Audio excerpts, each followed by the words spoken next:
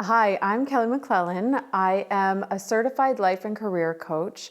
I am also an author. I wrote a book, and it's called Follow Your Heart to Discover Your Life Purpose. This book, it's a guide to creating authenticity in your relationships, your career, and your health and wellness. I wrote this book when I was living in the Dominican Republic.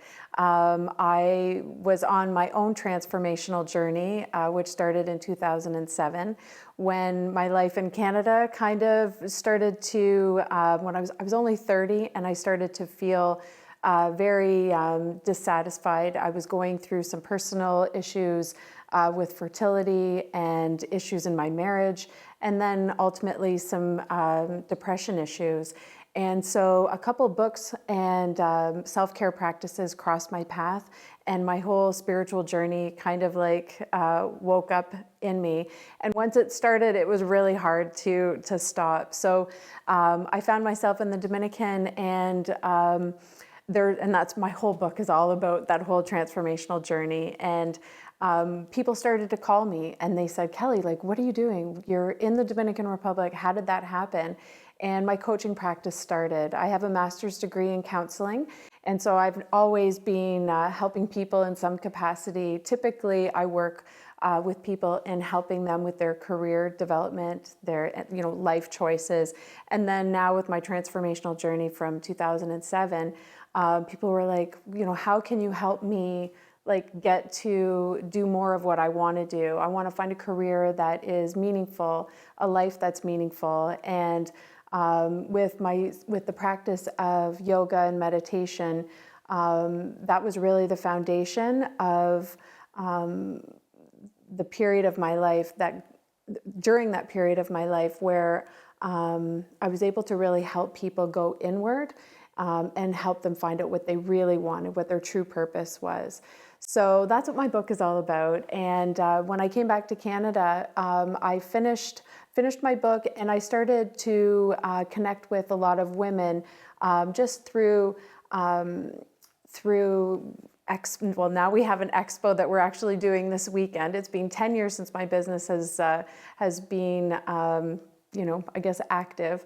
And so it's been 10 years of doing women's groups, workshops, lots of public speaking, going to private parties, girls getting together, etc. I've even talked in classrooms with grade 5s and at-risk youth. So it's been quite a journey. And so if you want more information, it's at embraceyourlifecoaching.ca, so you can check that out. So some things that I offer are individual coaching and group coaching, and I also do public speaking as well.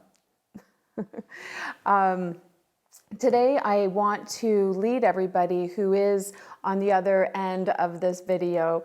I want you to be able to get something from this experience. So what I'd like you to do is grab a journal and be prepared to actually go through this experience. So typically, if I'm leading a group, I'd like everybody to sit up straight and and really start to open up your mind and your heart. So if you could, just put your hands on your knees here and close your eyes. And I want you to take a deep breath. And when you're breathing in, I want you to imagine your breath reaching all the way up to the sky, to beyond your body, and feel that energy. And then as you breathe out, go as deep as you can. So let's do it together. We're going to breathe in for 3, through your nose and out through your mouth.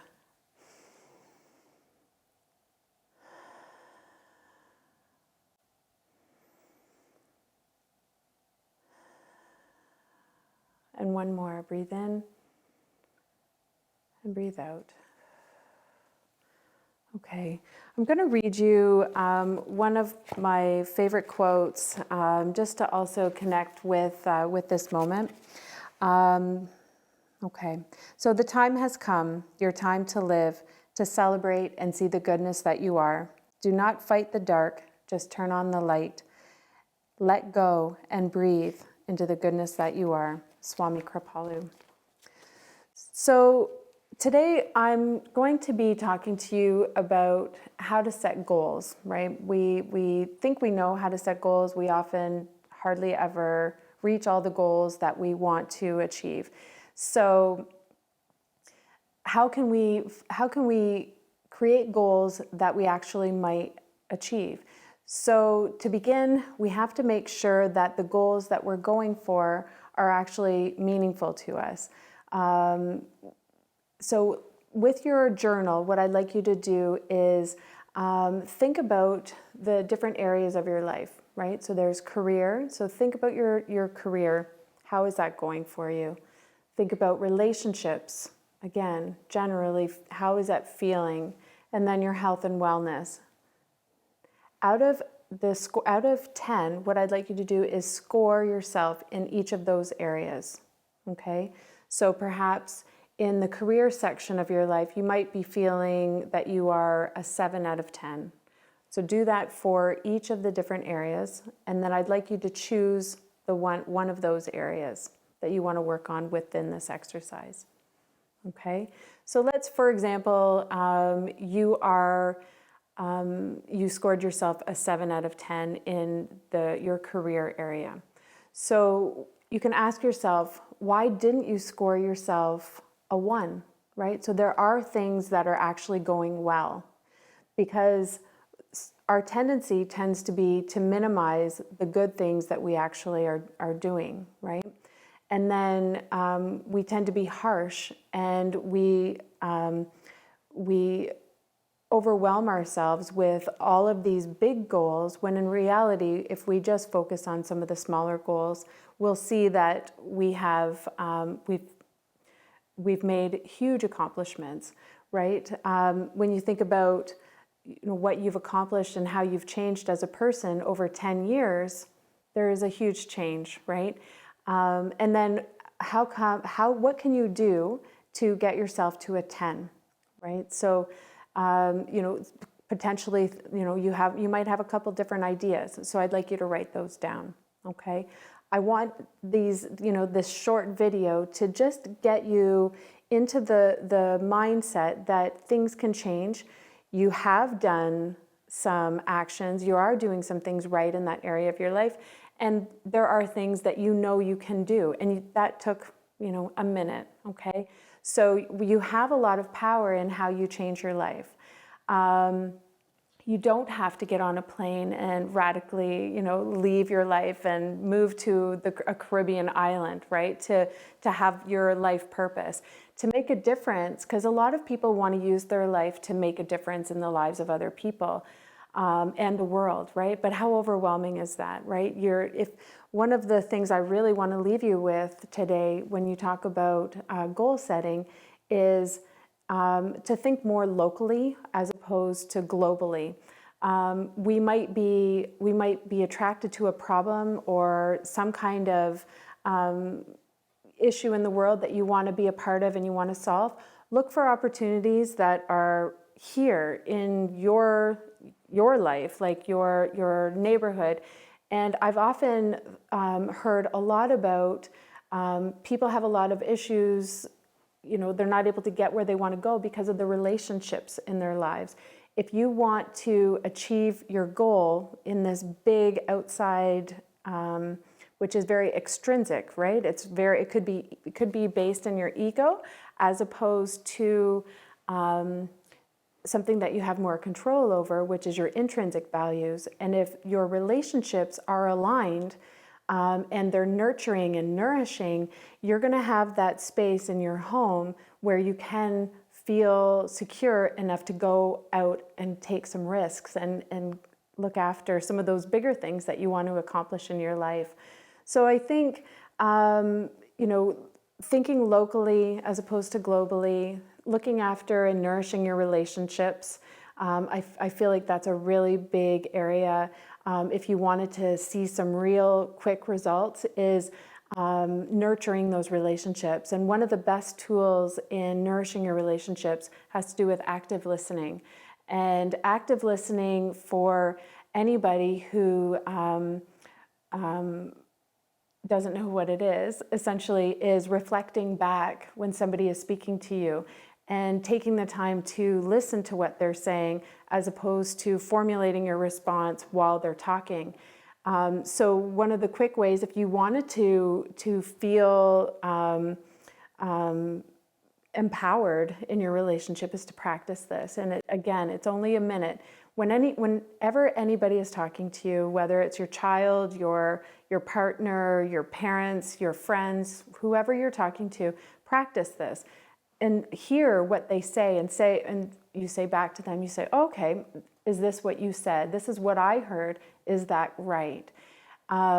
When you start to practice those smaller activities in your home and in your relationships, like I said about risk, you're going to feel confident because you're going to say, wow, I have an amazing partner. I have a home that is peaceful.